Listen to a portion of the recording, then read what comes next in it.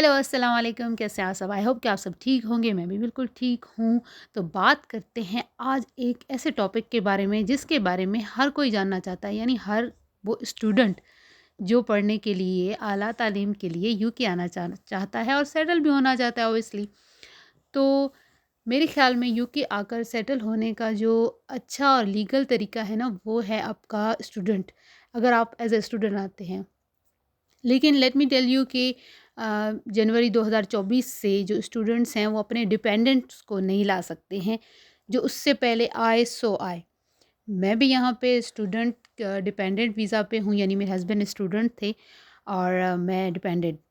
लेकिन जनवरी 2024 से पहले अगर आप आते हैं तब आप अपने डिपेंडेंट्स को ला सकते हैं। उसके बाद आप अपने डिपेंडेंट्स को, बच्चों को, बीवी को, या अगर आप बीवी हैं और एज ए स्टूडेंट आना चाहती हैं तो आप अपने हस्बैंड को और बच्चों को नहीं ला सकती, यानी आप अपना स्पाउस नहीं ला सकते हैं। ये बात मैं आपको क्लियर कर दूं। उसके बाद आते हैं कि स्टूडेंट आप यहाँ पे यूनिवर्सिटी हैं, बहुत सारी यूनिवर्सिटीज़ हैं, फ़ीसेस भी अभी कुछ कम हुई हैं। काफ़ी स्टूडेंट यूनिवर्सिटीज़ ने कम कर दी है।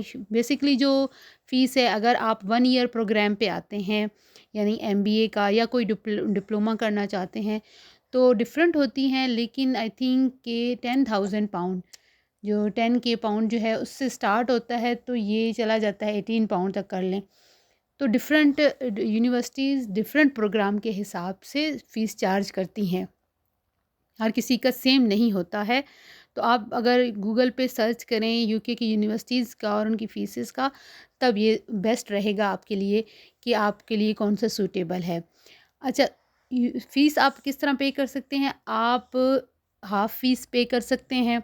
इनिशियल जो होती है, शुरू में आप 35 आई थिंक % भी पे करके बाकी किस्तों में इंस्टॉलमेंट में दे सकते हैं।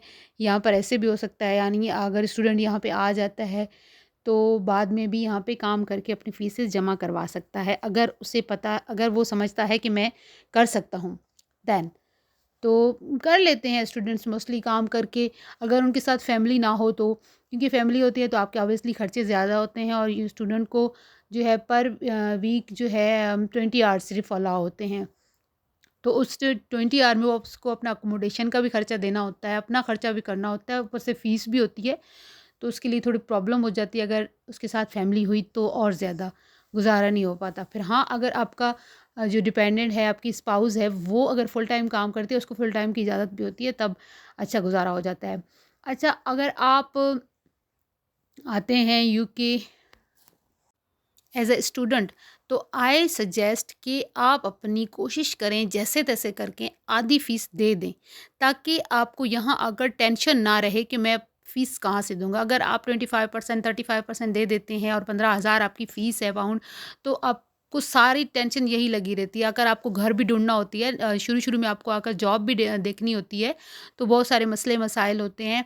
तो कोशिश यही करें कि वहाँ पर आप अपनी आधी फ़ीस दे दें, अगर आप अफ़ोर्ड कर सकते हैं तो।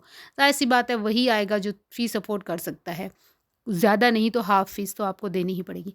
अच्छा, उसके बाद ये है कि आपको कौन-कौन आ सकते हैं, वहाँ से आपने किसी रिकॉग्नाइज़्ड यूनिवर्सिटी से जो है डिग्री ली हुई हो, बीएससी की या एफएससी की, तब आप यहाँ पे आ सकते हैं, अप्लाई कर सकते हैं। आपको एजेंट्स भी होते हैं कराची में, इस्लामाबाद, लाहौर वगैरह में एजेंट्स भी होते हैं जो जिनके यहाँ पे होते हैं, यूनिवर्सिटीज़ के साथ होते हैं, राब्ता होता है, तो वो लोग आपको एडमिशन करवा के दे सकते हैं।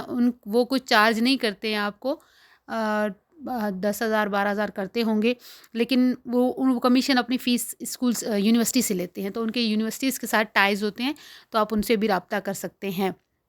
अच्छा, उसके अलावा जो है आपको अपना आईएलटीएस ज़रूर करना होता है। ज़ाहिर है, आप यहाँ पे आ रहे हैं, पढ़ने आ रहे हैं, तो आपको इंग्लिश आनी चाहिए। वैसे भी किसी भी अगर वैसे आते हैं तो आपको इतनी इंग्लिश तो लाज़मी आनी चाहिए किसी भी मुल्क में जाने के लिए, इंग्लिश स्पीकिंग कंट्री में, कि आप अपनी बात उसकी बात समझ सकें अगले बंदे की, और अपनी बात उसे समझा सकते हैं। लेकिन अगर आप पढ़ने आ रहे हैं तो आपको 6.5 मिनिमम बैंड्स आपको लाज़मी लेने होंगे। आईएल्स के। और उसके अलावा जो है आपका टीबी टेस्ट है और बाकी सारे प्रोसेस वही होते हैं, पासपोर्ट हो गया तो, और बैंक स्टेटमेंट आपको लाजमी शो करनी होती है 1 मंथ की, कि आप अपने आपको अफोर्ड कर सकते हैं, यहाँ पर आकर अपने आप को सपोर्ट कर सकते हैं, अपने खर्चात को अफोर्ड कर सकते हैं तब। तो वो इतना मसला नहीं होता, आप बैंक स्टेटमेंट बनवा लेते हैं, ले लेते हैं, कहीं से भी पैसे अरेंज करके अपना 1 महीने का बैंक स्टेटमेंट बनवा लेते हैं। बाद में यहाँ आकर आप अपनी आधी फ़ीस वहीं से देकर और आधी फ़ीस यहाँ पे अर्न करके आप अपनी पे कर सकते हैं। और उसके बाद आप पीएसडब्ल्यू ले सकते हैं। उसके बाद आप यहाँ पे मीनवाइल जॉब ढूंढ सकते हैं। तो सारे ऑप्शंस आपके पास होते हैं। अच्छा, मैट्रिक और या मैट्रिक से नीचे यानी ईयर 8 के, ईयर 7 के बच्चे जो हैं क्लासेस के, तो वो भी अप्लाई कर सकते हैं यहाँ पर। लेकिन जो बच्चा 18 ईयर से एज में कम है तो उसको गार्डियन की ज़रूरत होती है। यानी उसको यहाँ पर अगर आपका कोई रिश्तेदार है उसका गार्डियन बन सकता है तो वो भी एक्सेप्टेबल है। लेकिन यहाँ पर कुछ गोरे हैं वो भी कुछ पैसे लेकर गार्डियन बन जाते हैं और बच्चों का ख्याल रखते हैं।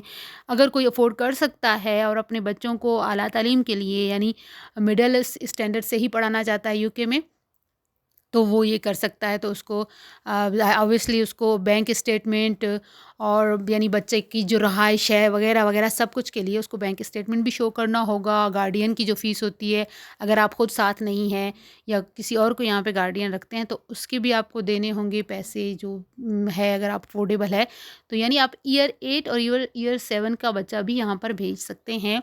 लेकिन ऑब्वियसली जो है रिक्वायरमेंट्स हैं उनको पूरा करेंगे तब एलिजिबल होगा आपका बच्चा यहाँ पर पढ़ने के लिए। स्टूडेंट को मैं एक ऐड ऑन करती चलूँ कि ड्राइविंग लाइसेंस ज़रूर बनवा के लाएँ। ड्राइविंग में आपको अबूर हो, थोड़े बहुत और स्किल्स सीख कर आएँ, तब यहाँ पे पार्ट टाइम आप अर्न कर सकते हैं। यानी आपको कोई इलेक्ट्रिकल का काम, कोई प्लम्बर का काम, कुछ भी अगर आता है तो आप वो ज़रूर सीख कर आएँ, उसमें थोड़ी सी अपने आप को पॉलिश करके वहीं से ही आएँ। तो और ड्राइविंग लाइसेंस अपना इंटरनेशनल ज़रूर लाएँ। तो आप यहाँ पर डिलीवरी वगैरह भी, फूड डिलीवरी का भी काम कर सकते हैं, तब आप अपनी फ़ीसेस पे कर सकते हैं। तो ये हो गया। अच्छा, प्रोग्राम्स का जो मैंने आपको बताया शुरू में कि एमबीए का प्रोग्राम मेरे हस्बैंड ने जो किया था वो एमबीए का 1 ईयर का प्रोग्राम था। इसके अलावा 2 ईयर का भी होता है इसमें, और आप वो भी ले सकते हैं एक्सटेंशन जो आपका होता है। आप अपने प्रोग्राम को ज़्यादा भी करवा सकते हैं, लेकिन उसके लिए फिर आपको अपनी बैंक स्टेटमेंट ज़्यादा दिखानी होती है, आई थिंक डबल दिखानी होती है। तो वो अगर अफोर्डेबल है तो आप वो भी कर सकते हैं। यानी आप अपना यहाँ पे रिहाइश को ज़्यादा करवाने के लिए आप अपने प्रोग्राम को बढ़ा भी सकते हैं बाद में भी। शुरू में भी ये ऑप्शन आपके पास होता है कि आप इस चॉइस को एक्सेप्ट कर लें कि मैं अपना जो मेरे 1 ईयर का प्रोग्राम है मैं उसको रिप्लेस करूँगा 2 ईयर में, तो आप ये कर सकते हैं। तो आई थिंक कि मैंने थोड़ी बहुत इन्फॉर्मेशन आपसे शेयर की है। इसके अलावा मैं एक और वीडियो बनाऊंगी जिसमें मैं यहाँ की सारी यूनिवर्सिटीज़ और उनकी फ़ीसेस के बारे में आपको बताऊंगी। तो अपने नेक्स्ट व्लॉग में या उससे नेक्स्ट व्लॉग में आई विल ट्राई। तो मिलेंगे इंशाल्लाह एक नए व्लॉग में। तब तक अपना बहुत ज़्यादा ख्याल रखिएगा। वीडियो को लाइक, शेयर एंड सब्सक्राइब ज़रूर कीजिएगा, और कमेंट बॉक्स में ज़रूर बताएं कि आप स्टूडेंट हैं और आप आना चाहते हैं और आपको किस इन्फॉर्मेशन की ज़रूरत है। तो मैं पूरी कोशिश करूँगी कि मैं आपको इन्फॉर्मेशन दे सकूँ। अपना बहुत ज़्यादा ख्याल रखें। मिलेंगे नेक्स्ट वीडियो में। Bye bye.